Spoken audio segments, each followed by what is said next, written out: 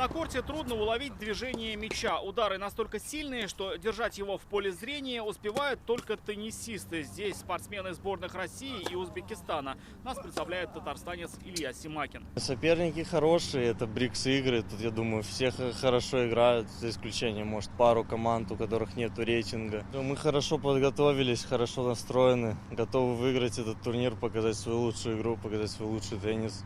В это время на соседнем поле к выходу готовится член женской сборной Кыргызстана. Для Сизим Саганбаевой это первый международный турнир. Вообще очень волнуюсь, нервничаю. Мне кажется, это нормально.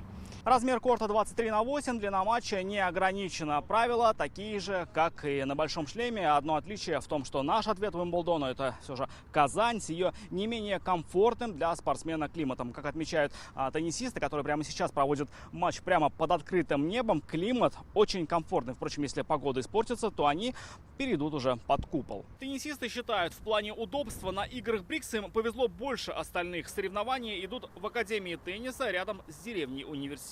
Общежитие прямо около кортов. Тут пешком буквально минут 7 идти, так что достаточно удобно все. Здесь совсем не жарко, ведь там, откуда мы приехали, обычно намного теплее. Из-за небольшого ветерка здесь даже прохладнее, что лучше для нас. Жарко сегодня было в центре гимнастики. Мировые атлеты боролись за медали в вольных упражнениях. На ковер вышел любимец публики, олимпийский чемпион Никита Нагорный, который накануне снялся с многоборья из-за травмы руки. Мы сюда ехали целый день, чтобы Никита Нагорный был очень мощный.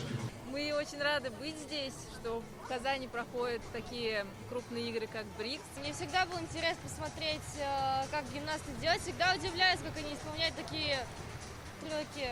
Классно, что такие мероприятия проходят у нас в Казани. В результате золото завоевал белорусский спортсмен Егор Шарамков. Никита Нагорный забрал серебро, бронзу россиянин Ярослав Крутов. В обратном порядке белорусы и россияне показали результат в тяжелой атлетике, где золото забрала наша спортсменка Зарина Гусалова, в сумме подняв 230 килограммов. Серебро и бронзу Диана Моисеевич и Полина Погуляева, представляющие Братскую республику. Наверное, сегодня я сама себе была главный конкурент, справиться со своими эмоциями, со своими нервами. Ну, что получилось, то получилось. Очень масштабно, очень тепло встретили, очень красивое было открытие соревнований. В принципе, организация очень хорошая, хороший помост, хорошие диски, хороший гриф. То есть все на высшем уровне. Завтра на помост выйдут по-настоящему тяжелые тяжелоатлеты. В спорткомплексе Тулпар пройдут соревнования среди мужчин свыше 100 килограммов. Завтра же на трибуну ждут и любителей гимнастики, спортивной гребли и ушу. В этих дисциплинах пройдут финальные соревнования. Рамиль Шайдуль, Наиль Абдуллин, ТНВ, Казань.